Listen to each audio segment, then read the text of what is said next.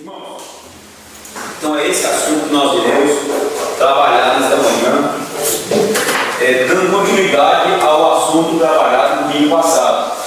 E aí nós vimos, na aula passada, nós estudamos que uma das forças externas à perseverança do crente, qual é? Na aula passada que nós vimos, e trabalhamos bem a questão, quem é? O diabo. Tá. Um deles é o diabo, ou Satanás, que significa o quê? Adversário, é isso? E agora nós temos qual a outra força externa? O mundo. Mas não é aquele mundo do hino 45 que eu gosto de cantar, não.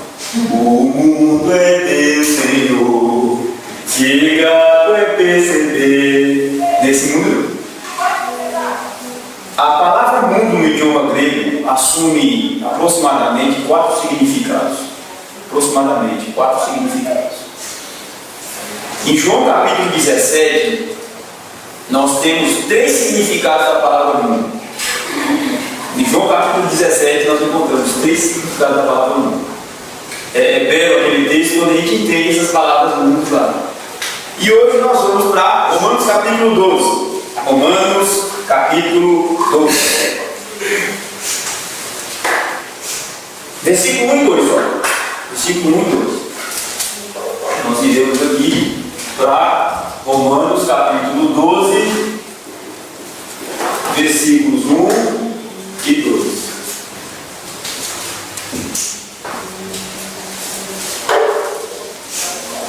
E aí nós vamos já entrar na parte ali, ó, a tentação do mundo, que é um fator externo contra a perseverança do cristão.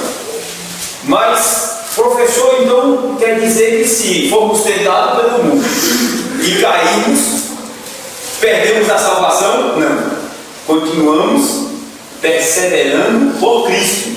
Cristo nos faz perseverar porque nos preserva. Mas aí sofreremos o que da parte de Deus? A disciplina, o seu cuidado amoroso em nos disciplinar, em cuidar de nós. Vamos ler esses versículos aí? Antes de ler, eu quero dizer aos irmãos que esse capítulo 12 em diante, o pastor já pegou toda essa epístola para nós, já nos explicou isso, mas vai dar uma reforçada. Enfim, esse capítulo 12 até o último capítulo de Romanos, o apóstolo Paulo agora vai fazer aplicações práticas do que ele ensinou. Até o capítulo 11, ele estava ensinando doutrinas cristãs. Ele estava dando um curso de teologia completo. Aqui atrás ele falou da justificação pela fé, ele fala da santificação, ele fala da obra de redenção, ele fala da queda do homem. Então ele trabalhou toda a teologia cristã na carta de Paulo aos Romanos. Irmãos, se nos restasse somente a carta de Paulo aos Romanos na Bíblia, nós temos teologia suficiente para a nossa salvação. Sabiam disso?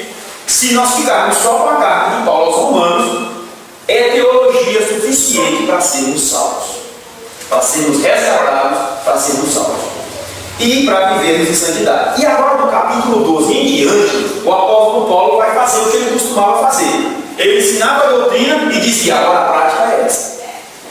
Vejam agora que a doutrina da justificação pela fé tem que levar vocês a essa prática de vida.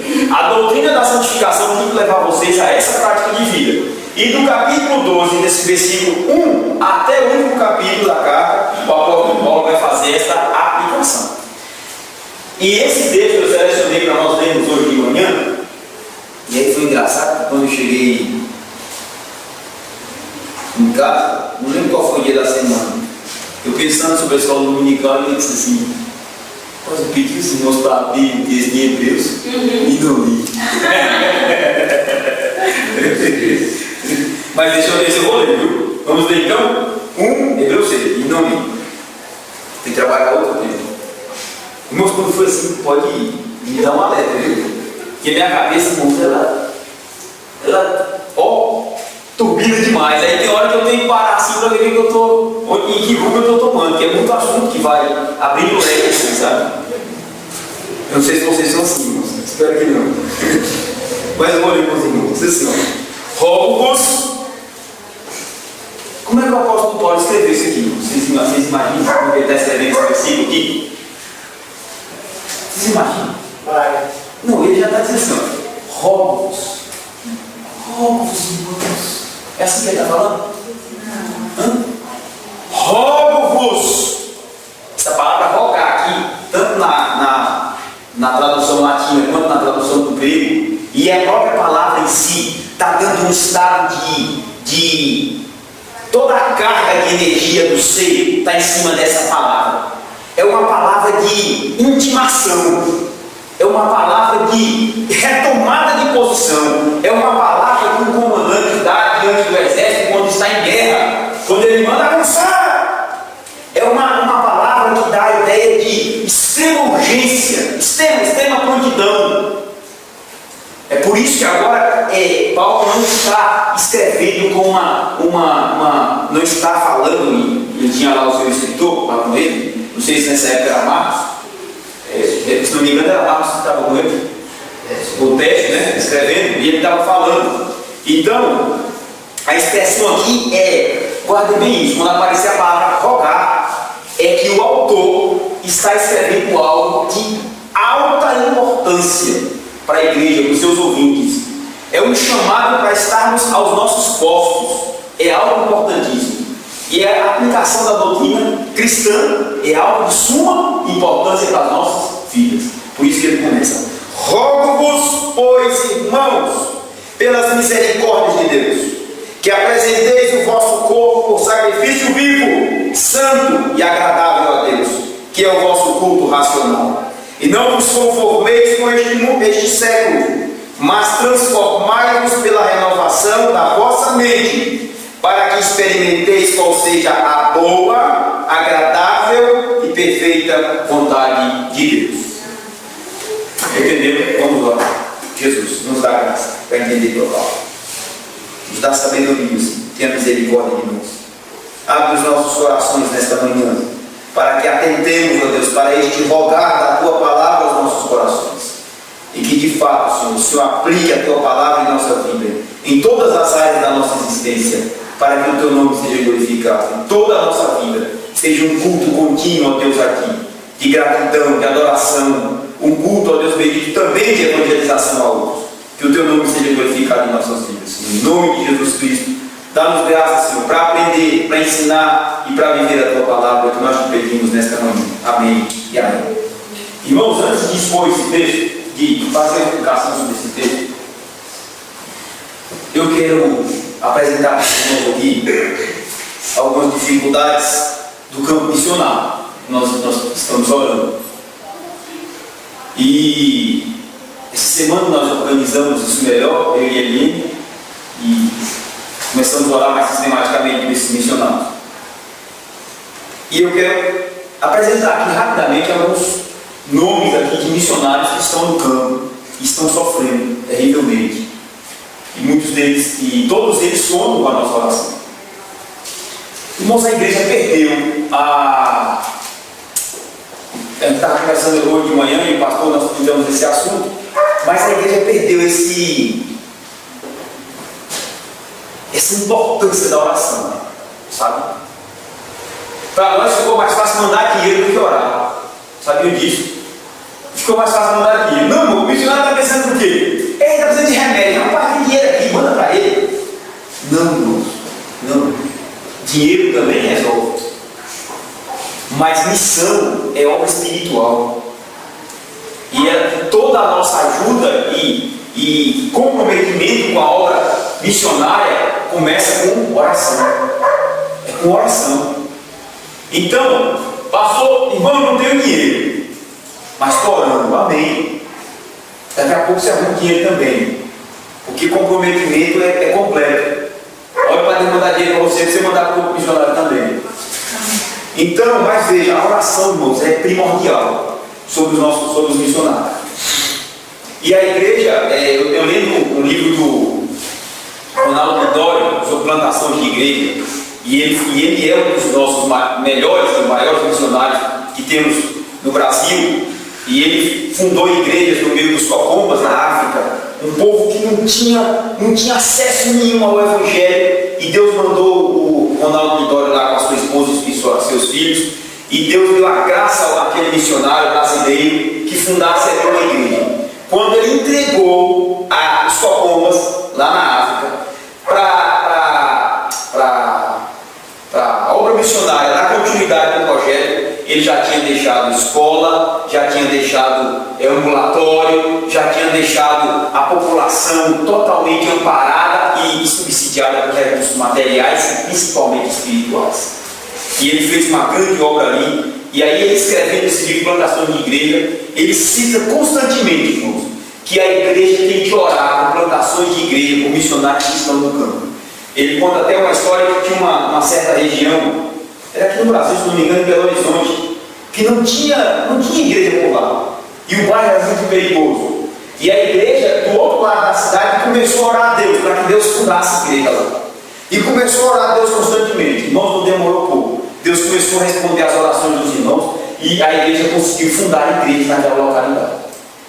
Irmãos no campo missionário que pedem oração, irmãos, eu estou doente, irmãos, estamos perseguindo, e a igreja se põe em oração, Deus começa a mandar solução para os irmãos no campo missionário, sabe? Então a igreja perdeu esse santo costume, esse santo ato de interceder por obra missionária. Então eu quero apresentar aqui rapidamente para os irmãos, lá em Moçambique, uma região que a gente tem, me mandaram até um e-mail, né? Participam aqui de uma viagem missionária para Moçambique, né? Antes de me mandar esse e-mail. E aí lá em Moçambique, como nós temos conhecimento, lá tem o projeto Pronato do pastor Labiene, que precisa das nossas orações. Nós temos lá irmãos Leite, que entra em contato direto com a Elaine, que é aqui da Igreja Batista Fundamental. Nós vimos e oramos no dia em que ela foi enviada para a África. Nós temos lá o pastor Divino e o pastor Joel. Nós temos lá o missionário Martinazo, que está com tumores e câncer no seu organismo. A sua esposa, encontramos uma notícia melhor, né? A sua esposa está grávida, não sei se já deu à luz, mas estava grávida, está grávida, já deu à luz. E ele tem filhos, tem esposa, tem esse filho novinho, e que está com câncer, tumores em diversas partes do corpo, conta com as nossas orações, vamos orar constantemente por ele. Vai anotando aí se você quiser, e eu recomendo que anote para você orar por eles. E as crianças evangelizadas e alfabetizadas lá em Moçambique. As crianças que a irmã Zuleide lá alfabetiza, lá fala português também, viu? Alfabetiza e cuida delas e dá instruções de saúde, dá instruções sociais, espirituais, e Deus tem feito uma grande obra na vida daquelas crianças. Os irmãos terem ideia, lá em Moçambique a coisa não é tão fácil assim. A comida é cara, remédio é caro, saúde lá é precária, condições de saneamento básico também quase que não existe, roubos e violências são constantes, principalmente violências contra a mulher. Onde a pobreza reina, irmãos, a violência impera. Então os irmãos já sabem o que acontece lá.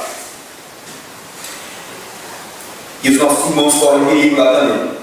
A presença muçulmana e islâmica lá é hostil contra o Evangelho, muito forte. Então, em especial, irmãos, não se esqueçam de orar pelo pastor Martinazo. Ele é moçambicano, viu? Ele é moçambicano e ele foi encontrado lá pelo pastor Joel e pelo pastor Divino, porque ele faz parte, ele contribui lá com o seminário para a formação de obreiros em Moçambique, viu, irmãos? Ele trabalhava lá até ser acometido por essa doença. Agora eu quero que os irmãos também orem pela nação africana, Senegal e Guiné-Bissau. Lá nós temos o pastor José Dilson, no Senegal. Já contei a história dele para os irmãos. Eu o conheci lá em João Pessoa, eu estive na igreja presbiteriana. E lá nessa igreja, a igreja do bairro dos Estados, uma igreja maravilhosa. Uma igreja maravilhosa. Eu vi o Evangelho dar certo ali, viu, irmãos? Eu vi o Evangelho dar certo ali. Uma igreja maior do que esse lote aqui, tanto em largura quanto em comprimento, uma boa estrutura. E domingo, irmãos, para nós entrarmos, as crianças tiveram que sair mais cedo para a salinha para sobrar lugar para a gente sentar. Lotar. A igreja estava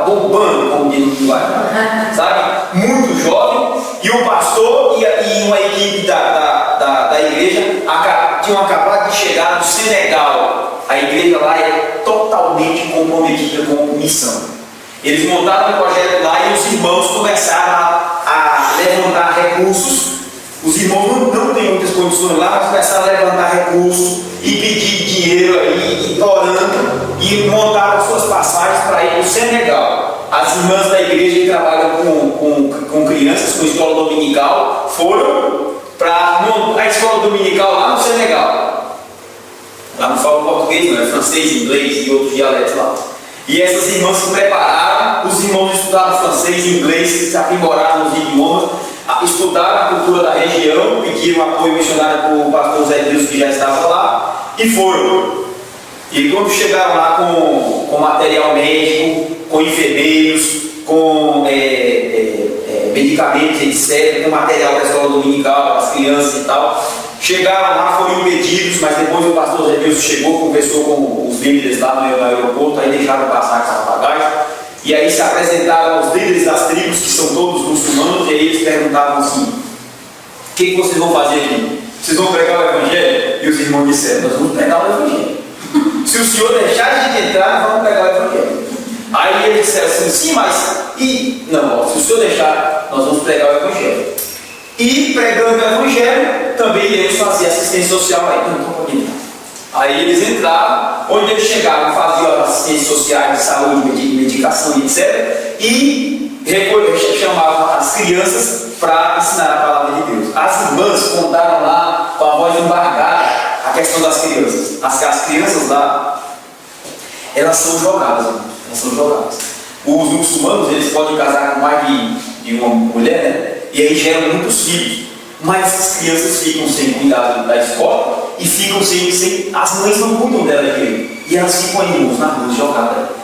E os adultos veem as crianças como algo qualquer. Não dão o valor humano e o respeito humano que as crianças merecem. Quando essas irmãs chegaram lá e os irmãos, abraçando as crianças e montando saquinhos para as crianças, levando a alimentação e dando instruções para elas, aquele cuidado direto com as crianças, as mães ficaram assombradas com aquele cuidado e os homens também ficaram assim: nossa, que isso, esse pessoal se interessa demais pelas crianças, né? Porque lá o costume as crianças viverem aí jogadas. E aí elas cuidaram das crianças lá e fizeram treinamento para higiene e tal, e ensinaram o Evangelho para elas, e deram materiais também e tal, e fizeram brincadeiras. E uma noite elas estavam bastante cansadas já em casa, e chegaram dois adolescentes assim de noite, assim, escondidos. Aí bateram na porta da casa deles, aí as irmãs saíram: pois não, nós vimos aqui, a gente está vindo de longe, porque nós não podemos vir durante o dia para a escola dominical, mas nós viemos aqui para vocês darem a escola dominical para a gente, porque ele ficou interessado com o que os meninos falaram para nós. Então, fale do Evangelho para nós. Aí as irmãs cansadas assim, falaram assim: não, vamos montar a escola dominical para vocês. Montaram a escola dominical para eles na varanda da casa, e os dois ficaram lá atentos na palavra de Deus e elas ensinando. A escola dominical VIP, só por dois. Não, a escola dominical VIP por dois. Os dois a vida inteira assim, e saíram contentes da vida com aquele Evangelho na mão. E aí, irmãos, Deus fez a obra. Construíram lá uma igreja também, deixaram para construir, terminar o tempo. E o pastor dessa igreja lá estava lá na construção. Fizeram um campeonato de futebol lá, colocaram o pastor para ser juiz lá nesse campeonato de futebol entre duas tribos. Disse que era maluco, irmão, para ser juiz lá. E Deus foi fazendo a obra, né? E aí me trouxeram uma história muito interessante do pastor Zé Deus. O pastor Zé Deus, ele esteve um mês preso lá no Senegal. Nós recebemos a notícia porque ele tem contato com a PMT, né? E aí eles mandam as notícias do campo missionário. E aí nós oramos por ele um tempo atrás, quando ele estava preso lá no Senegal. Por que ele foi preso? Porque ele chegou lá no Senegal e começou a recolher as crianças da rua. E arrumou uma casa, fez uma vida com essas crianças, colocou essas crianças dentro, começou a ensinar o Evangelho, começou a ensinar questões de higiene, começou a cuidar da saúde delas e começou a pregar a palavra de Deus para elas. A maioria delas foram convertidas pelo Evangelho. E eu vou mostrar para vocês como é que foram convertidas pelo Evangelho. Pregou o Evangelho e elas foram convertidas. E essas crianças começaram a ficar assim, a trabalhar ainda mais a sua inteligência, o seu convívio social melhorou. E os líderes muçulmanos viram aquilo como perigoso para eles. Porque se as lideranças não estavam fazendo um trabalho tão bem assim, e as crianças estavam jogadas nas ruas, à mercê da violência, do frio, da fome, dos descuidos, o pastor Zé Dilson e a esposa estavam cuidando dessas crianças. Foram lá, fecharam o abrigo, tomaram as crianças de novo, jogaram o pastor Zé Dilson na cadeia por um mês, e o pastor Zé Dilson estava na cadeia e colocaram mais 2 italianos lá. Aí esses 2 italianos estavam presos lá, não eram crentes também, estavam presos lá, não eram crentes, mas ficaram presos lá com o pastor Zé Dilson. E o pastor Zé Dilson começou a pregar lá os italianos na cadeia. E os italianos parece que não se converteram, e o outro saiu contente da vida e ouviu o evangelho pregado. E aí disseram ao pastor Zé Dilson: olha, pastor Zé Dilson, quando nós sairmos daqui, nós vamos mandar comida para o senhor, porque lá a comida é muito escassa para eles, dentro da cadeia. Aí quando o pastor Zé Dilson estava lá sozinho, os italianos já tinham ido embora, porque a embaixada italiana interviu lá e eles saíram mais rápido. Aí mandaram assim um monte de pão italiano, torta italiana para ele lá. Ele disse: ô irmão, foi bem aquele dia.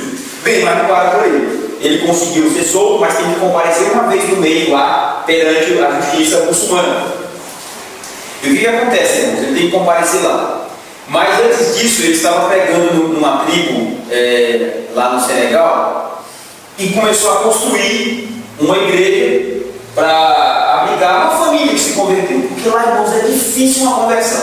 É difícil, irmãos, uma conversão. Parece que tem um casal de americanos lá com mais de 5 anos conseguiram ganhar um casal para Jesus.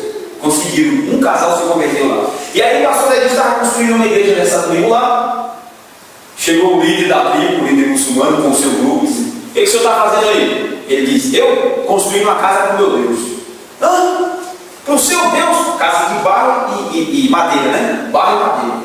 Aí ele olhou assim para o pastor: o senhor está vendo esse temporal aí? Ele disse: estou. Um temporal, não, se formando assim, ó. Um temporal se formando. Trovão e tudo. Está vendo esse temporal se formando aí? Pô, pois esse temporal vem aí, vai derrubar essa casa do seu Deus aí. Aí ele olhou assim. E o líder saiu rindo dele, né, zombando dele. Ele entrou na casa dele, ajoelhou e orou: meu Deus, eu estou aqui como representante do Evangelho, e eu te represento neste lugar. Honra, ó Deus, a tua palavra e faz o teu nome ser glorificado neste lugar. Quando ele saiu, choveu nos arredores todos e não choveu no lugar, e ele conseguiu terminar a igreja. Aí quando ele conseguiu terminar de construir a igreja, ele foi lá na casa do líder. Chamou o líder, ele saiu: olha, eu quero te dizer uma coisa. Está vendo a casa do meu Deus lá? Está em pé. E eu quero te dizer ainda mais: eu vou orar e não vai chover nesse lugar enquanto eu não voltar a orar de novo. Aí o cara: ah, é? Voltou e orou. Irmãos, quando passou mais ou menos uns 15 dias, chegou o pessoal na porta da casa do pastor Zé Dilson. Sabe por quê? Porque de lá eles viam chover em toda a região. Chovia mesmo, copiosamente, em toda a região. Mas lá nesse lugar não caía uma gota d'água. Pastor, pelo amor de Deus, por misericórdia, olha para que deu uma de chuva, porque senão nós vamos perder a nossa plantação aqui de mandioca e de alimento aqui. Se o senhor não orar, nós vamos perder a plantação, vai ser grande a fome. Ele disse: pois agora eu vou orar, mas vocês se convertam e se arrependem diante desse Deus Todo-Poderoso, porque esse é o Deus criador dos céus e da terra. Voltou a orar e mandou chuva. E está lá todo mês agora tendo que comparecer na justiça para responder judicialmente. Está lá com a esposa e com um filhinho. O filhinho dele é apaixonado por Guiné-Bissau. O pastor lá da Paraíba perguntou para o menino: você não quer voltar para o Brasil? Ele disse: não, Deus me livre. A minha pátria é Senegal. Eu amo esse país. Nós vamos viver aqui pregando o Evangelho. O menino é apaixonado por Senegal. Também já é um pequeno missionário naquela região. Nossa, Deus tem feito a sua obra nesses países. Então, ore por Senegal e também por Guiné-Bissau, que também é um país que os irmãos têm trabalhado lá. Irmãos, são 2 países de difícil acesso para o Evangelho. Tá? Ore por lá. Quero também que os irmãos orem por Graciete Mota, que está agora pedindo orações, irmão, porque ela não conseguiu entrar em umas tribos indígenas aqui no Alto Amazonas para fazer a transcrição do idioma deles tratando sobre a Bíblia. E ela leva os equipamentos para gravar os índios falando, aí alguns índios se tornam voluntários, falam, ela consegue, ela tem um curso de linguística avançada, que foi dado pelos americanos, e eles conseguem ouvir a voz dos índios e transformar em escrita, e depois conseguem fazer todo o estudo gramatical do idioma indígena para depois começar a traduzir a Bíblia para o idioma deles.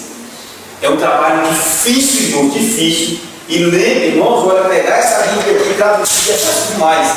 Agora, pegue uma língua diferente da sua para você traduzir e ver que é a palavra de Deus, irmãos. É muito difícil. E são poucas pessoas, viu? E o exército brasileiro e a FUNAI têm impedido os missionários de entrar nas tribos indígenas aqui no Brasil.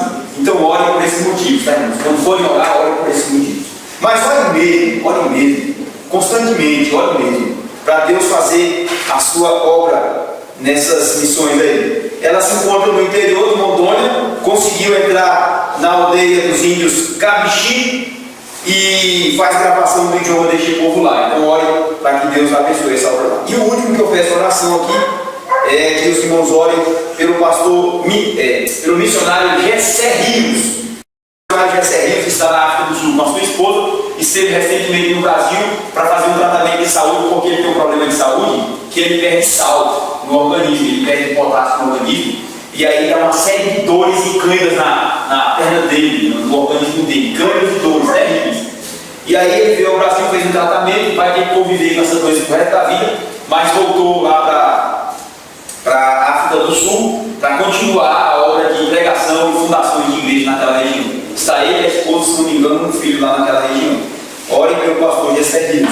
Irmãos, também temos missões apoiadas por essa igreja. Uma delas que nós começamos já a apoiar é a fundação de uma igreja lá em Monsenhor Tabosa, Ceará. Tá? Tão carente do evangelho quanto essas regiões também da África. Claro que a gente usufrui aqui de liberdade religiosa, né? Mas olhem lá pelo irmão Ricardo, pelo irmão Rafael, que foi para o Rio de Janeiro para trabalhar, conseguir sustento, e que Deus ali funde uma igreja bíblica, uma igreja evangélica para a glória do seu nome e para a bênção daquela sociedade ali, tá? Olhem pelo pastor Coelho Júnior também. Logo nós estaremos também fazendo levantamento lá naquela região para a igreja começar a investir materialmente também naquela igreja, naquelas regiões. Então vamos orar. Ó Deus, nós te damos graças, ó Deus, por estes teus servos que o Senhor semeou, ó Deus, entre as nações para levar o Evangelho da paz.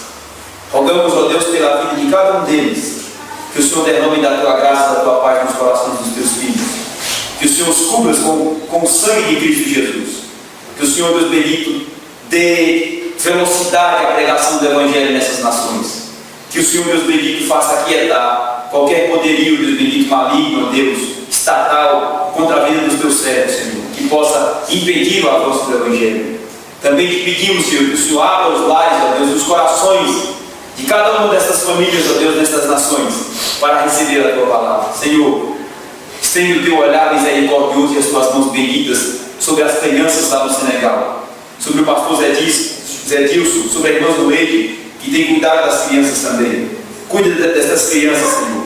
E naquilo, ó Deus bendito, que o Senhor deseja que nós trabalhemos também, ó Deus, para investir nesses irmãos, que o Senhor nos dê graça, nos dê visão de obra missionária, visão do teu reino, nos dê um coração aberto e mãos desembaraçadas, ó Deus, e pés ágeis, ó Deus, e hábeis para andar na tua obra. Senhor, levanta esta igreja batista aqui para ser uma igreja missionária e compromissada com missões. Deus, dá-nos o privilégio de contribuirmos com as nossas orações, com as nossas vidas, com os recursos que o Senhor tem mandado, Deus, e que o Senhor seja glorificado nessas obras missionárias. Abençoe o pastor Coelho Júnior, a igreja ali também, ó Deus bendito, em Belém.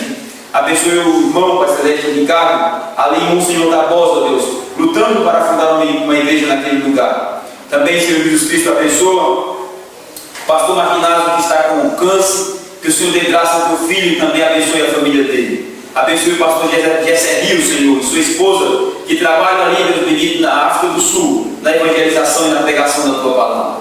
Abençoe esses irmãos, cobre-os com o teu sangue. Abençoe Graciete Timóteo e a equipe de gravações, Senhor, ali no meio dos índios, Senhor, na Amazônia. Dê graça aos teus filhos para a tradução da tua palavra.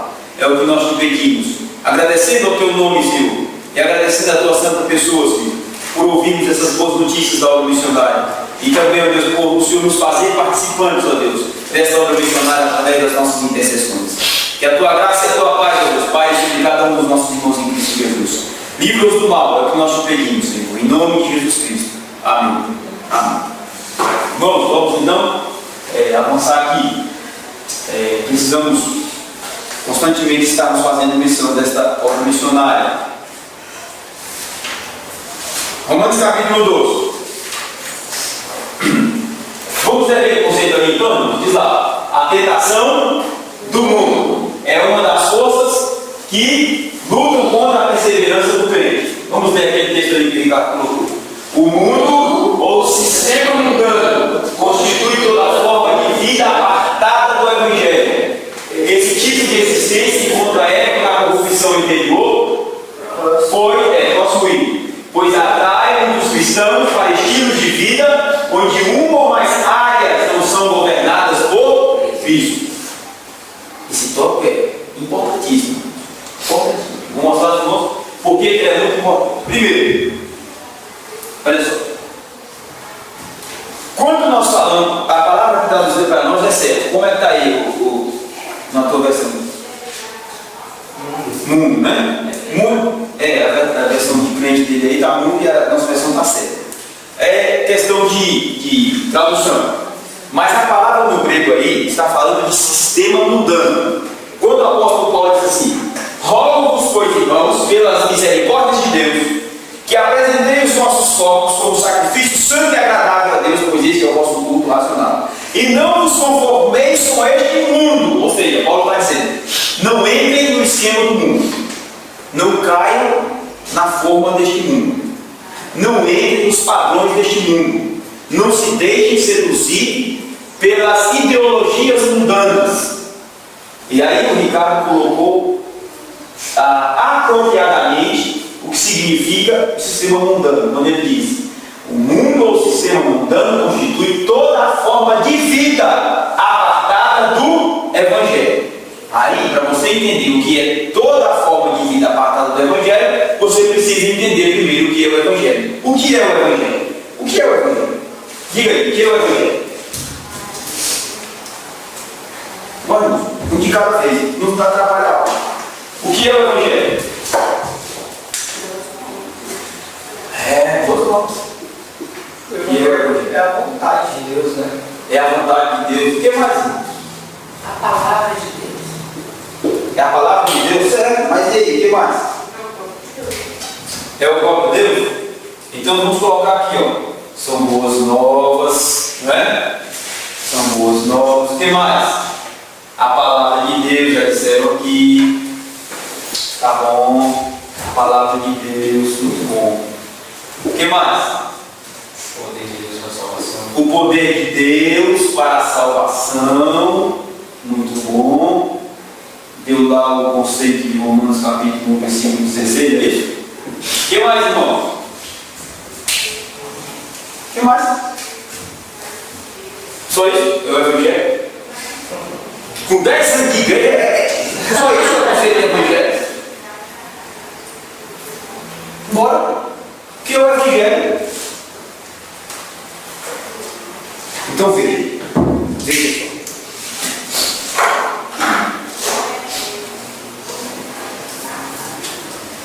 Já sabemos que o Evangelho é tudo aquilo. Obrigado pelas participações. Agora vamos para as aplicações práticas e para as implicações desses conceitos aí em nossa vida.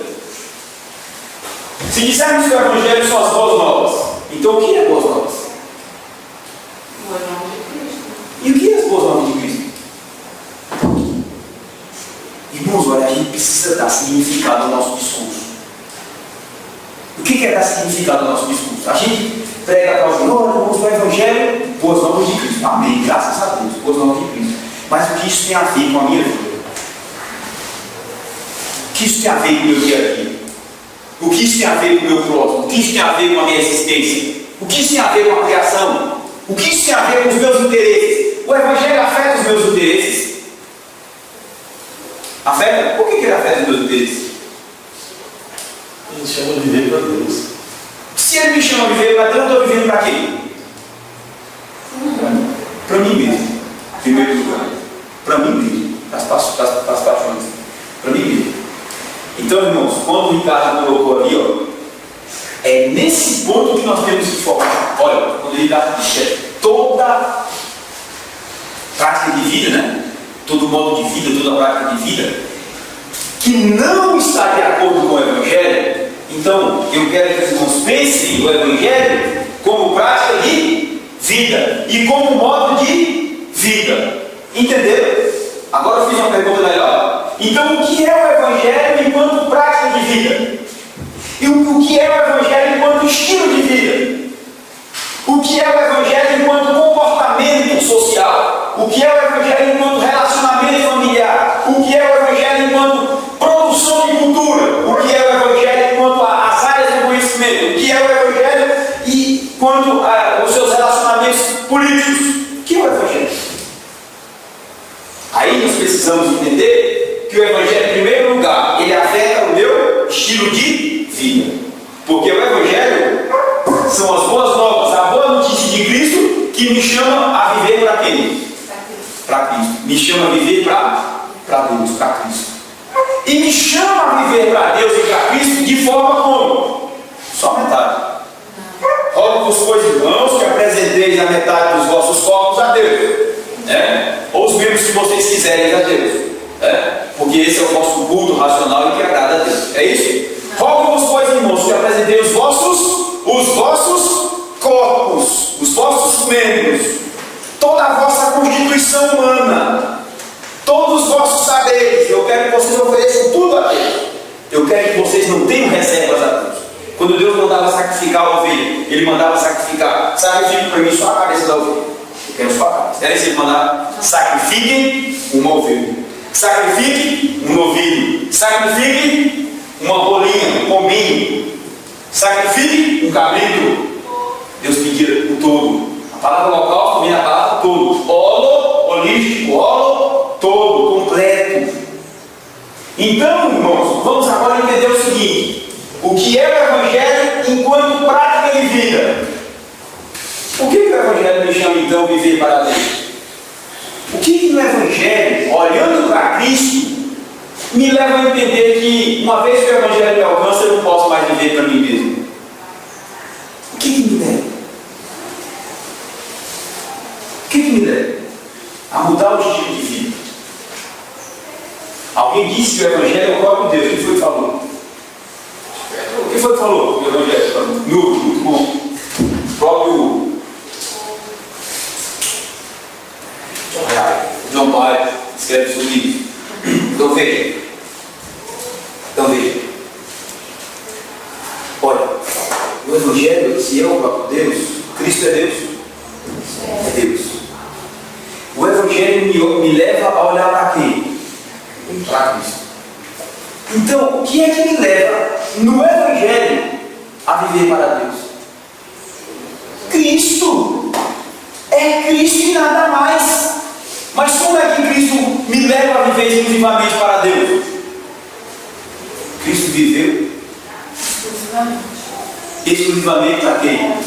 Para Deus. A Bíblia diz em Filipenses que Ele, sendo Deus, não usurpou do ser igual a Deus, mas esvaziou-se a si mesmo, tornando-se servo, e servo obediente e humilde, até a morte e morte de cruz.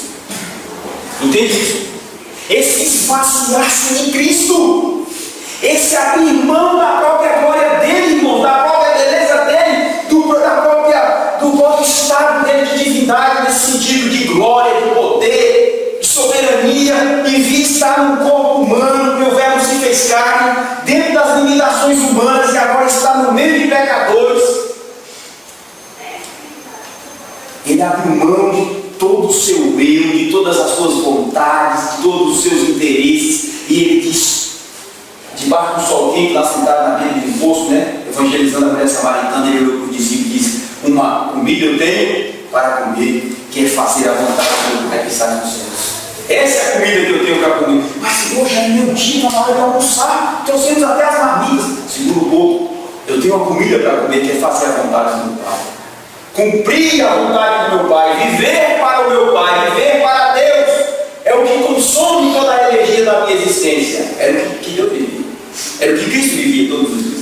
Cristo dormia e acordava com esse pensamento e esse desejo de consumir. Eu estou aqui para me dar, me doar, me gastar e me deixar gastar para a glória de Deus. Então como é que ele fazia isso? Evangelizar, tratava bem o próximo, perdoava, curava enfermos, libertava oprimidos, pregava o evangelho do reino, defendia o evangelho. Não era isso que Cristo fazia? Constantemente ele estava o quê? Pregando e vivendo o evangelho. Agora, por que esse ponto é importante então? Porque o evangelho são as boas novas de Cristo, é a palavra de Deus, é o próprio Deus, é o poder para a salvação. E esse evangelho é a chamada que eu tenho de Deus em Cristo e na vida de Cristo, de que eu tenho que ser desenraizado deste mundo para viver exclusivamente para Deus. Viver exclusivamente para Deus, não é isso? Então, irmãos, eu quero que os irmãos guardem bem isso na mente. Alguém aqui é egoísta? Alguém aqui é egoísta? Opa, é isso aí. É isso aí. Todos somos em algum ponto, ou todos somos em todos os pontos, ou todos somos egoístas em pelo menos a metade, um pouco em todos os pontos. Irmãos, o egoísmo não atinge só uma parte da nossa vida. Ele pode atingir mais uma área, mas ele tem influência em todas, porque a nossa vida não é fragmentada. Toda a nossa vida é amarrada. Toda a área da nossa vida está amarrada uma na outra. Entende isso? Ou não é assim? A nossa vida não é completa? Não é uma rede bem entrelaçada, bem feita? Então, uma área da vida que eu transgredi, que eu pecar, todas as outras áreas vão sofrer? Vão sofrer. Agora veja. Olhando para esse texto que nós acabamos de ler, no conceito que o irmão Ricardo colocou ali, o que é que nós entendemos então como sendo a principal característica do mundanismo? Qual é a principal característica do mundanismo? O egoísmo. O que mais? O egoísmo. O que mais? O orgulho, a soberba, a presunção, a autonomia, achar que eu me basto, que eu me dou conta, o isolamento dos outros, não querer depender de ninguém. Tem gente que dá um chilique, tem gente que dá um troço no coração se ele um dia pensar que vai depender de alguém para levá-lo ao hospital. Ele tem. E aí ele adoece duas vezes. Se ele depender, se ele pensar, não vou dar trabalho para alguém me levar ao hospital, ele começa a dar outra coisa já. Tem gente que passa a vida toda se cercando de recursos para dizer assim, eu não vou depender de ninguém. Até o meu cachorro já está comprado, para ninguém gastar com o meu cachorro. Ou não tem gente que não vive assim, não é? Tem gente que está precisando de uma ajuda e você descobre, rapaz, se você é bem intencionado, sabe? Deus está fazendo obra no seu coração, não é porque você é bonzinho, não. Deus está fazendo obra no seu coração. Aí você diz, rapaz, eu preciso ajudar meu irmão ali. Não, está precisando de ajuda? Preciso não, rapaz. Está tudo bem, rapaz? Nossa, nada. O que é isso? Só para não receber a ajuda. Isso é egoísmo, irmãos. Isso é soberba. Isso é orgulho. Isso é querer ser autônomo quando nós fomos criados para depender de Deus e depender uns dos outros. É importante lembrar que não é só ajuda assim, financeira. Às vezes é alguma coisa. Você olha o que você fez lá na sua casa, de botar aquelas grades lá, que não ajuda. Ah, sim, claro. Mutirão, todo tipo de ajuda. Quando se fala ajuda, é todo tipo de ajuda. Agora veja, quando eu dou esses exemplos assim, é porque eu estou buscando a essência do problema, para depois a gente pulverizar para as outras áreas da vida. Agora veja, onde é que está na Bíblia que prova que o maior problema e é o maior sintoma, a maior doença do mundanismo é o orgulho? Como? Diga aí. Você me pegou. Mas assim, quando Adão ele desobedece a Deus, ele come o fruto e depois ele se esconde, ele quer dizer que ele não vai depender de Deus. Sim. E outra, porque a serpente oferece a ele o fruto dizendo que ele seria como Deus. Isso. Ele queria ser como Deus para não depender de mais ninguém. Isso. Nem do próximo, ele queria ser autossuficiente. Sim. De Deus e do próximo. Muito bom. E quando ele pega, ele pensou na descendência dele, ele pensou na esposa, ele pensou em mim, ele pensou em você. Ele botou na esposa. veja, irmãos, ó, veja. Quando Adão foi pecado, ele não parou para pensar assim. Mas o pecado vai entrar na terra. A morte vai matar a minha descendência. Vai trazer doença, vai trazer guerra, vai trazer conflito. Vai trazer discussão, amizade, rancor, doenças psicológicas, psicossomáticas, problemas psiquiátricos. Vai trazer guerra entre nações, crianças vão morrer por causa desse pecado. Ele não pensou nisso. E eu e você, quando tomamos qualquer decisão, estamos pensando em mim, somente em mim, no prazer imediato? Estou pensando somente no benefício imediato que vou ter? Ou estou pensando, os meus filhos amanhã podem colher um fruto muito amargo desse pecado que eu estou cometendo? A minha esposa, daqui a pouco, ela pode colher um fruto maldito desse pecado que eu estou cometendo. Nós pensamos assim? Nós pensamos assim? Sabe por que não pensamos assim? Porque o egoísmo tem cegado o nosso entendimento. E nós temos que lutar contra o egoísmo todos os dias. Não ficaremos dividir até que Cristo raia nos céus ou que Cristo nos livre. O inimigo número 1 que temos dia após dia é o nosso egoísmo. É o nosso egoísmo. E do nosso egoísmo vai surgir o orgulho. Porque o egoísmo é buscar somente os meus próprios interesses, não levando em consideração as consequências do próximo. Aí eu pergunto, como é que o mundo aí fora está vivendo? Se depender de eu puxar o tapete seu, eu tomar seu lugar na empresa, eu vou puxar. Ainda diz assim, ó, se minha mãe tem que chorar, que chore a sua primeiro. Se meus filhos têm que passar fome, que passe os seus primeiro. Não vou passar nada. É assim ou não é? É não. E quando tu uma fechada do carro do outro? Sou crente.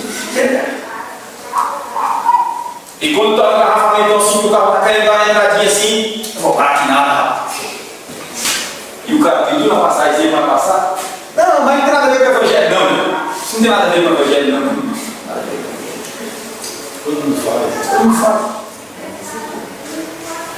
Quando ele está na Costa Rica. Também. Então, irmãos, estão entendendo? O mundanismo, quanto que ele está dentro de nós, é essa ficha que eu estou querendo fazer cair. E que eu tenho que fazer cair todos os dias em mim mesmo. E que cada um de vocês tem que fazer essa ficha cair todos os dias em mim. Cada decisão para tomar e pensar. Vai prejudicar meu esposo, vai prejudicar minha esposa, vai prejudicar meus filhos. Ah, mas não tenho filho ainda não, mas vai ter. Então pensa nesse filho de voo como chegar. Porque Cristo, quando estava lá na cruz do Calvário, derramando a sua vida, diz o que ele pensava em mim, ele pensava em nós, pensava em você. Esse Cristo que se entregou e se devoltou, entregando-se a Deus e pensando em todo o povo de Deus, estou entregando por eles. O que Adão não fez, esse Cristo fez no Calvário. O que Adão não fez, pensar na sua descendência, porque eles estavam nos seus lombos, ele representava toda a raça. Agora esse Cristo está no Calvário, dizendo, eu estou pensando neles, estou dando a minha vida por eles, estou derramando meu sangue por eles, dei toda a minha existência por eles, para a glória de Deus em primeiro lugar, e agora eles são beneficiados com essa minha vida. Quando ele foi tentado no deserto, que Satanás disse, não, mas pega em poucos pães, olha, se ajoelhar diante de mim, darei todo esse reino, tal, faça isso, faça aquilo, ele repreendeu na palavra, como diz Mateus capítulo 4, e ele estava o quê? Pensando no povo de Deus. Aquelas tentações que ele venceu ali, ó, contra Satanás, ele já estava vencendo aquelas tentações, que são as tentações padrões em todas as nossas vidas, e ele já estava vencendo todas aquelas tentações ali por nós, e em nosso lugar. Por isso que todas as tentações agora que vêm a nós temos a graça de Deus e a pessoa bendita de Cristo Jesus para vencê-las, porque elas já foram vencidas por Cristo Jesus lá no deserto. Entende isso? Cristo já venceu todas as nossas tentações, irmãos. Assim como os filhos são participantes da carne e do sangue, ele também tornou-se participante de tudo, para que sendo tentado em tudo, possa socorrer aqueles que também são tentados na carne. Cristo foi tentado em toda sorte de pecado. e uma vez que ele foi tentado e venceu, ele já venceu todas as nossas tentações. Nós somos mais do que vencedores em Cristo Jesus. Cristo, em todos os momentos da vida, estava pensando no povo de Deus, que Deus deu a ele para a salvação. Então Cristo o quê? Esvaziou-se de si mesmo. E esse é o grande cerne da questão. Mas, irmão, como é que se esvazia de mim mesmo? Fazendo obra de caridade, fazendo orações longas todos os dias, meditações. É assim, irmão. Comendo comida vegetariana para ficar mais calmo, tomando um chazinho de camomila, é assim que fica? Não, olhando para Cristo. Olha para Cristo. Somente Ele vai te libertar do egoísmo, porque Ele esvaziou-se de si mesmo. E ele abriu mão da própria vida, abriu mão dos prazeres deste mundo. É por isso que José é o símbolo de Cristo, Moisés é o símbolo do tipo de Cristo, porque ele poderia muito bem ter ficado nos palácios de Faraó, usufruindo de todos os prazeres do Egito, mas ele preferiu estar com seus irmãos. Cristo abdicou de todos os prazeres celestiais, de toda a sua glória que tinha junto do Pai, para o que? Estar junto do seu povo e morrer por eles. Olhe para Cristo, as lições que ele dá. Quantas vezes ele abriu mão e chegou ao ponto de abrir mão da sua própria vida, sofrer a dor, levar a cruz. Se esse exemplo de Cristo não for suficiente para me libertar e libertar você do egoísmo, qual exemplo vai ser? Qual estilo de vida vai ser, irmãos? Aí eu volto aqui o texto do apóstolo Paulo diz: rogo-vos, pois irmãos, pelas misericórdias de Deus. Paulo está dizendo: olha, somente pelas misericórdias de Deus vocês vão poder oferecer um culto agradável a Deus. São as misericórdias de Deus que devem motivar vocês dia após dia a terem uma vida que é totalmente dedicada e abandonada nas mãos deles. Porque as misericórdias de Deus são as causas de não sermos, é a causa de não sermos consumidos. Porque as suas misericórdias não têm fim, renovam-se a cada manhã sobre as nossas vidas. Não é verdade? E onde é que está a misericórdia de Deus? Onde é que está? Ela foi revelada de forma poderosa na cruz do Calvário sobre nós. Lá em Cristo está toda a misericórdia de Deus. E por que lá em Cristo está toda a misericórdia de Deus? Os irmãos já pensaram nisso? Por que em Cristo está toda a misericórdia de Deus? Pense um pouco. Por que em Cristo está toda a misericórdia de Deus? É muito fácil sobre a misericórdia, não é? Mas quando a gente vê a misericórdia no coração, chega descansa. Chega a pressão baixa. Então, tão legal fica. Sim, mas qual foi? A mulher dele. Você está certinho. Mas você sabe por que em Cristo está a misericórdia de Deus? Porque para que recebamos a misericórdia de Deus, primeiro Cristo teve que, pastor? Receber a ira de quem? Toda a ira fulminante de Deus.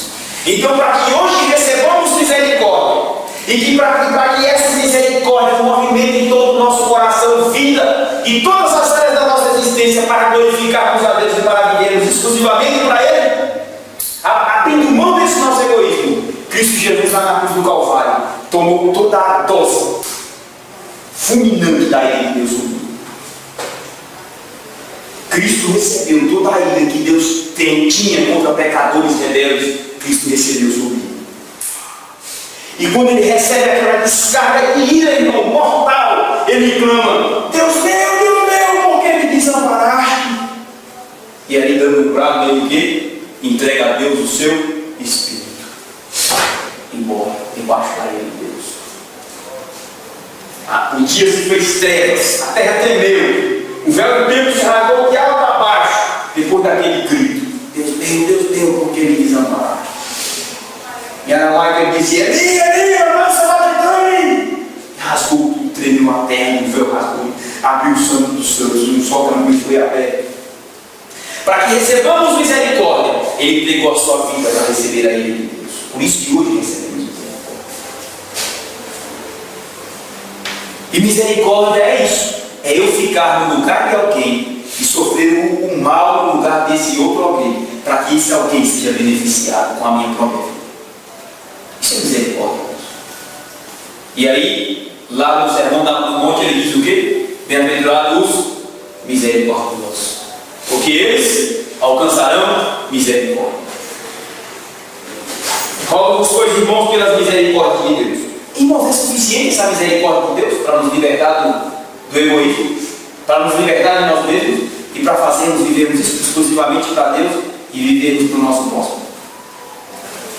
Que apresenteis o vosso corpo por sacrifício vivo, santo e agradável a Deus, que é o vosso culto racional. Irmãos, por que o apóstolo Paulo pega a palavra corpo aqui? Primeiro, tendo o contexto da época, porque até o pastor explicou aqui hoje. Esses irmãos do mundo greco-romano, e aí quem já assistiu aí o seriado da Roma, sabe, entende muito bem isso. Era uma sociedade, a cultura greco-romana era uma sociedade extremamente preocupada com o corpo. Com a estética, com o físico. Eles eram narcisistas ao extremo. Tanto você pega as esculturas gregas hoje do pensador, não tem um pensador? Né? Cada músculo assim bem definido, né? Todos os músculos definidos, um corpo assim perfeito. E toda a escultura grega vai ser assim, tanto dos homens quanto das mulheres. O corpo é perfeito, bem definido. Aqueles cabelos caracolados assim, né? Os quase semideuses gregos. Eles tinham um grande apreço pelo corpo, mas com o corpo também, o apreço que eles tinham era porque eles tinham uma alta preocupação com a autoimagem, como eles iriam se apresentar, porque a beleza física para eles era motivo de status. Hoje não é não, beleza física. A pessoa não se vê ali, está bem bagunçada, descansada. Hoje não tem tanta preocupação, né? A sociedade hoje não está assim não. Então, toda gente morrendo aí de conspiração, né? Deixando assim lá do outro, marcando tudo aqui. É tanta coisa. Bota a costela para ficar mais. Coisa assim. Bem, mas não vamos entrar nesse problema. São detalhes. E aí, irmãos, eu posso beber essa água? É sua. Obrigado, irmãos. Obrigado. Você é um diácono, viu? Que Deus confere. Você está vivendo com os outros, né? Que bênção. Que bênção. Então veja, irmãos, veja. Apresentei os vossos corpos. Eles tinham esse apreço pela imagem, o status pela imagem, chamar a atenção pela beleza. Eles gostavam disso. E quando eu tento chamar a atenção pela beleza das outras pessoas, o que quer dizer isso? Quando eu estou vivendo em função disso, chamar a atenção, mas também tem gente que chama a atenção pela figura. Eu disse muito, viu? Você sabe disso? Está aí os hippies para nos mostrar isso. As sociedades, as organizações paralelas às sociedades, elas procuram roupas mais largadas e maltrapilhas e também deixam de usar perfume e outras coisas mais para dizer que são natureba e para ser um protesto radical da sociedade organizada e burguesa. Não é esse o papo deles? Não é esse? Então o contrário também é a mesma coisa, viu? O contrário também é a mesma coisa. A coisa tem que ser equilibrada também. Agora veja. Mas essas pessoas que estão tentando chamar a atenção para ela, por causa da sua aparência, o que essas pessoas estão no fundo alimentando? O seu quê? O seu quê, irmão? O seu quê? Estão novamente buscando culto para si mesmo. Ô Davi, às vezes não é nem pela forma física, tem um colega que ela fica falando pelo status dela, assim, de estudar, duas graduações, 3, 4 graduações, vou fazer mais que sei o quê, só fala isso. Certo? E tem gente que vai pelo dinheiro, vai pagar um restaurante para o traz nesse clube. O cara é bom dinheiro. Ourocard, né? Ourocard nem é muito perto dele, eu deixo os cartões aí em pouco, bem mais veja, irmão. Veja, essas pessoas então estão buscando culto para si mesmas, não estão não? Não estão cultuando a si mesmas, não estão? Alguém que encontra, está entendendo o que eu estou falando, está entendendo? Então todas as vezes que vivemos em função dos olhares alheios, porque estamos buscando os nossos próprios interesses, o culto a nós mesmos. Outra maneira também de buscarmos os nossos próprios interesses é satisfazermos todos os nossos prazeres carnais. O prazer é pecado? O prazer é pecado? Não. Nunca foi. Foi Deus que inventou o prazer. Ele mesmo disse, cheio de prazer, quando terminou a criação, ele diante daquele prazer estético que ele criou, ele disse, viu Deus que tudo era bom. A palavra bom ali está revelando esse prazer gostoso de dentro de Deus. em deleitar-se na sua própria criação. Mas também Deus teve um grande prazer quando o seu filho foi moído na cruz do Calvário. Quando Cristo foi moído na cruz do Calvário, em Isaías 53, que a Deus agradou morrer fazendo enfermar, porque ele sabia que, esmagando o seu filho no Calvário, o sangue dele derramado, estava pagando a redenção de muitos pecadores, de milhares e milhares de pecadores. Com o sangue do seu filho esmagado na cruz do Calvário, ele estava se agradando daquilo, porque com aquele sangue ele estava comprando para si povos de todas as raças, línguas, tribos e nações, para constituir os sacerdotes para o seu Deus.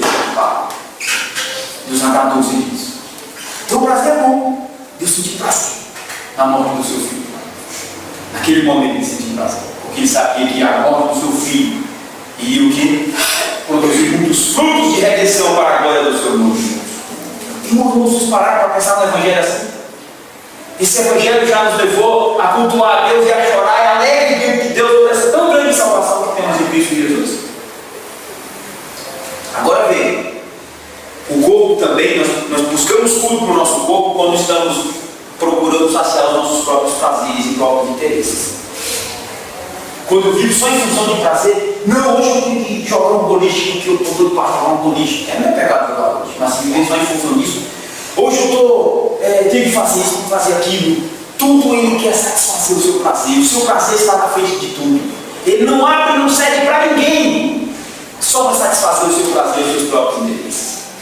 C.S. Lewis disse que o prazer não é pecado, mas as formas como buscamos o prazer podem ser pecados. Então as formas como buscamos o prazer podem ser pecados. Agora veja, a sociedade dessa época buscava somente saciar os seus próprios interesses. Eles faziam banquetes aí, enormes, comiam a noite toda, bebiam a noite toda, e aí para depois comer mais eles iam, jogavam aquele alimento para fora, usavam uma varinha chamada gula, daí eles vinha a palavra glutonaria, porque eles comiam e depois botavam a varinha para esvaziar o seu estômago para comer mais. Sociedade greco-romana era assim, só para ter o prazer de comer aqueles assados, aqueles guisados, aquele vinho. Eles se entregavam às prostituições, aos prazeres sexuais, todos os tipos de sorte. Olha, a pansexualidade era praticada na sociedade greco-romana e é praticada nos nossos dias. Pansexualidade é sexo com tudo e com todos, irmãos. A verdade é essa. Eles buscavam os prazeres sexuais de todas as formas de estimulações. Eram desregrados. E como é que faziam isso? Através dos seus corpos. Como é que buscamos o prazer? Através do corpo. Não é isso? E entregavam os seus corpos a todas as sortes de pecados. Até que um dia foram alcançados pelo Evangelho de Cristo Jesus. E agora o Evangelho, lembra? Que o Evangelho muda-nos de volta. Porque ele é poder de Deus para a salvação. E quando esse Evangelho entra como poder para a salvação, ele me liberta de mim mesmo. Ele me liberta do culto à imagem. Ele me liberta do culto ao prazer. Ele me liberta da prostituição. Ele me liberta da avareza. Ele me liberta da mediocridade. Ele me liberta da preguiça. Ele vai me libertar de tudo isso, irmãos, para eu viver para a glória de Deus exclusivamente para Deus. E o apóstolo Paulo está falando que apresenteis o vosso corpo. Irmãos, interessante isso. Porque Deus não despreza o corpo, irmãos. Deus não despreza o corpo. Esse teu corpo aí tem que ser bem cuidado. Tem que ser bem cuidado, tem que ser bem alimentado. Não vou dar uma 27 no dia, não, viu? Tem que comer com vocês. Uma vez nós recebemos uma jovem lá em casa, muito eloquente e tal, e com esse discurso, né? Comidas vegetarianas, e a ideia é até boa, sabe? Mas não podemos viver também em função disso, mas tá mesmo. Agora veja,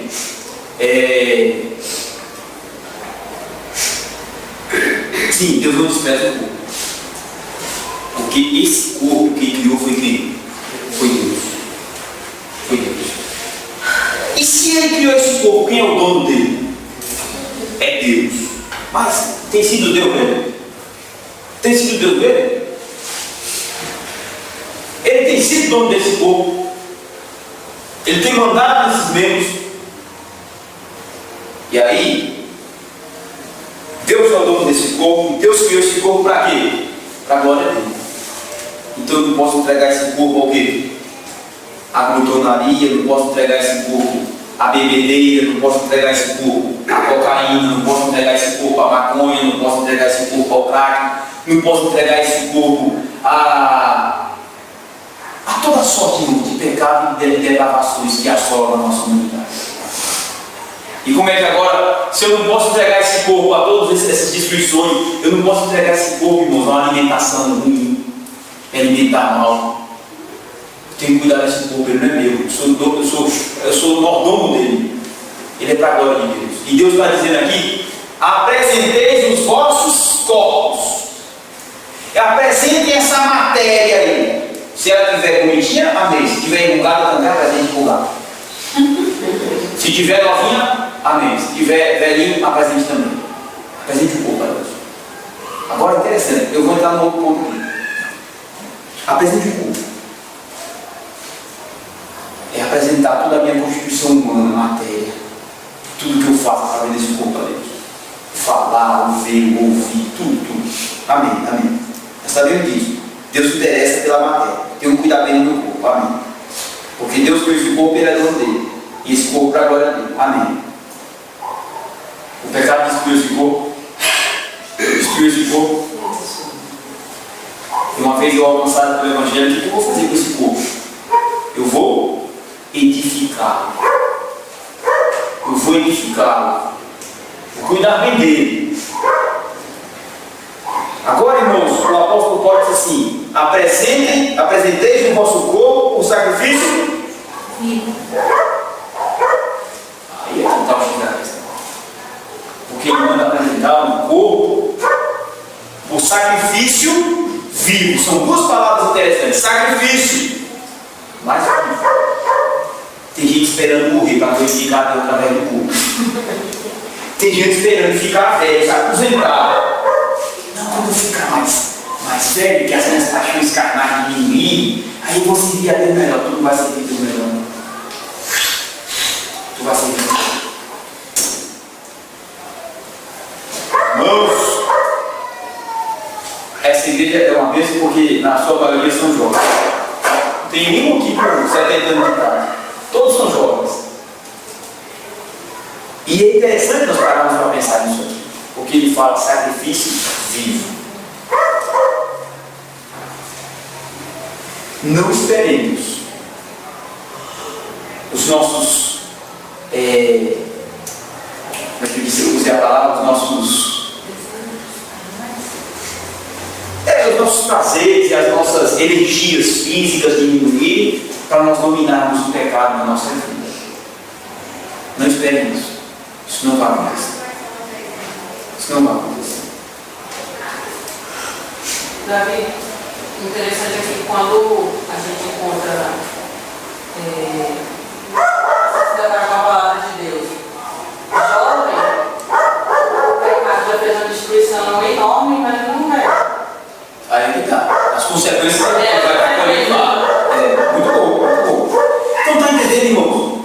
Deus quer que nós apresentemos. Se formos bem alcançados pelo Evangelho, Deus nos chama nessa idade aí que nós estamos para vivermos na pujança dessa mocidade, cheia de energia, e com todos esses desejos aí, ó, a todo vapor, para nós entregarmos todos subjugados ao poder do Espírito Santo e a atuação da graça dele em nossas vidas. Culto vivo, irmãos, culto vivo é esse culto dinâmico. É esse culto que eu tenho que lutar, igual Abraão lutou quando ele colocou o sacrifício diante de Deus. Os irmãos lembram que ele colocou um de frente para o outro? Só um momentinho. Ele colocou o sacrifício um em frente do outro e ficou assim, ó, olhando para o sacrifício. E aí vinham aqui as aves de rapina para tentar comer o sacrifício que ele estava oferecendo a Deus, e ele corria e chocava as aves de rapina para não contaminar o sacrifício a Deus. E nós temos que ficar assim também. Oferecer os nossos corpos a Deus e ficar de olho para expulsar as aves de rapina que vão contaminar esse sacrifício vivo, se não te agradar. Muito bom. A Nubina falando com relação às consequências, a gente, nos nossos tempos, a gente nunca viu tantas doenças, né, relacionadas a coisas que as pessoas fazem no corpo. Sim. É uma péssima alimentação, entrega a ociosidade, não faz exercício físico, nem nos pequenos momentos assim se entrega essa televisão, ninguém sabe. Então, com relação aos maus hábitos, tanto alimentares, tanto de dormir, né? Normais da vida tem causado consequências terríveis com relação à saúde. Não é nem poder falar, né? 30, 40, né? Muito bom, muito bom. É isso aí. Apresentei os nossos corpos como sacrifício vivo. Então, irmão, Deus não vai esperar você morrer para oferecer seu corpo para Ele. Se você é salvo pelo Evangelho, você vai oferecer agora. Lutando contra os desejos pecaminosos da carne, contra a concupiscência da carne. Mas vai apresentar o melhor do seu corpo a Deus. A palavra apresentar aqui é bonita, irmãos. Porque o sacerdote, quando ia apresentar um animal, a pessoa levava o melhor, perfeito. E o que ele se preocupou, irmãos, 6 meses, 8 meses para cuidar. Por isso que Cristo chuta a mesa lá aqui dos cambistas dentro do templo, porque eles lá já estavam oferecendo um sacrifício pronto. Eles criavam esses pombinhos, criavam esses animais e deixavam lá na porta do templo. Aí você chegava lá e disse, me dá um bode aí que eu vou oferecer um bode para Jesus, para Deus hoje. Pegava um bode e oferecer para Deus. Ou me dá essa ovelha aqui que eu vou oferecer para Deus. Se era mais pobre, me dá um pombinho que eu vou oferecer para Deus hoje. Mas o que Deus queria não era aquilo. O que Deus exigia quando Ele instituiu a lei do Velho Testamento é que você desse aquele animal do meio do seu rebanho. Um animal que você, irmão, passou 6 meses com o olho aberto cuidando daquele rebanho de ovelha para o lobo não comer. Você passar de noite lá cuidando desse rebanho. Essa aqui é do Senhor, o lobo não pode comer. Segura aí. Lá viu o lobo, guarda o que é do Senhor. Protege o que é do Senhor. Você ficava lá, tirava o mato, o melhor era para do Senhor. Como esse melhor mato aí, você ficar com aqui, que eu vou entregar para o Senhor naquele dia do sacrifício solene. Então, o sacrifício que nós oferecemos a Deus, irmãos, e que Deus exigia no Velho Testamento, esse sacrifício que eu tenho em constante cuidado, e que a minha vida toda vai viver em função dele, e que a minha vida toda de recursos vão viver em função dele, porque eu vou oferecer para Deus o que faz parte de toda a minha vida. Quando o indivíduo oferecia, o ofertante oferecia a Deus o sacrifício a ele não estava oferecendo só um animal, não. Ele estava oferecendo a ele. Porque parte da vida dele estava investido naquele animal. Os recursos dele estavam investidos naquele animal. Os cuidados dele estavam investidos naquele animal. A vida dele toda era preocupada em guardar o que era do Senhor, para que ele oferecesse a Deus um sacrifício perfeito. E quando chegava lá, todo aquele comprometimento estava naquele animal. Todos os recursos melhores dele estavam naquele animal. A vida dele estava ali. E aí o sacerdote recebia, examinava, estava perfeito, não sacrificava ao Senhor. Quando sacrificava, vou passar agora para lá, sacrificava, mas ele trazia vivo, né? Ele não trazia um animal morto, não. Era sacrificado ali dentro do Senhor. E aí oferecia a Deus. E se oferecia a Deus, irmãos, subia uma fumaça do sacrifício queimado. E era agradável a Deus. Porque ali Deus já estava vendo o sacrifício de Cristo. O perfume de Cristo subindo como um cheiro suave e agradável diante dele. Por isso é que ele aceita o sacrifício de Cristo, porque é perfeito. Porque Cristo deu toda a sua vida, todo o seu tempo, todos os seus recursos para preservar a si mesmo e entregar-se a Deus naquele dia. E aí ele disse, apresentei os nossos corpos por sacrifício. Entenderam o sacrifício? O que era o sacrifício? O comprometimento diário, a preocupação em guardar o que era do Senhor, sacrifício vivo. E aqui diz um comentarista aí, Charles Hodge, cita um comentarista que ele diz assim: abominável est cadáver fé, significa abominável é cadáver oferecido. Entendeu? Você quer oferecer o que? O pior da sua vida para Deus? É os piores momentos da sua juventude que você quer oferecer para Deus? Ofereçai os vossos corpos. É completo. É tudo que Deus quer. Ele não quer reserva. Ele quer tudo. Ou é tudo ou não é nada. Cristo entregou só a metade do corpo dele lá na cruz do Calvário? Cristo entregou somente alguns momentos da sua vida, os outros ele tirou para a diversão? Foi pescar com os discípulos? Não, hoje não vamos pescar. Hoje não está parado nisso aí, entendeu? Hoje ninguém prega, hoje nós vamos pescar. Pode quebrar um pouco esse estrega com ele. Os fariseus estão pressionando demais. Vamos pescar todo mundo. Era isso que eles faziam. Porque é resultado. Porque é resultado. Era isso que eles faziam. Não, estava pescando e fazia uma pesca milagrosa, daqui a pouco estava dizendo, pegava um peixe para dizer assim, mas eu sou bom da vida. Eu acho esquisito, irmãos. Hoje, quando os crentes se reúnem, dizem assim, não, hoje a gente vai aqui. Aí que alguém começa a puxar, a falar comigo e diz, irmão, não, rapaz, é gente de divertir. Nunca ouviu isso, não? Já ouviu isso? Já ouviu isso? Não, nunca ouviu não, né? Não tem isso, não. É verdade? Estou falando umas coisas aqui, né? Então, irmãos, ofereça um sacrifício vivo. E lutar contra o orgulho, irmãos, demanda toda a energia da sua vida. Se você não usar toda a sua energia, você não vai lutar contra o orgulho. Mas ó, eu e você não vencemos o orgulho com as nossas energias jovens, com a nossa intelectualidade. Nós não vencemos. Sabe quando é que você vence o orgulho? Quando o Evangelho de Cristo Jesus, o Evangelho de Cristo Jesus, sabe? Aquele que abre mão de si mesmo, dos seus próprios interesses, para cumprir a vontade de Deus, quando esse Evangelho for aplicado no meu coração pelo Espírito Santo. Só vou vencer o orgulho se eu olhar para Cristo. Se eu não estiver olhando para a obra de Cristo, eu não vou vencer o orgulho. Não tente pressionar a sua vontade e dizer assim, não, é que eu tenho que mudar de postura é aqui. Se antes você não olhar para Cristo, qualquer tensão que você fizer sobre a vontade, vai ser só frustração. Olhe para Cristo e como Ele abriu mão dos seus próprios interesses, como Ele viveu exclusivamente no sacrifício perfeito a Deus, é agradável a Deus. A vida de Cristo, irmão, a gente pensa que a vida de Cristo, eu vou concluir, a gente pensa que a vida de Cristo, o sacrifício de Cristo foi apenas o quê?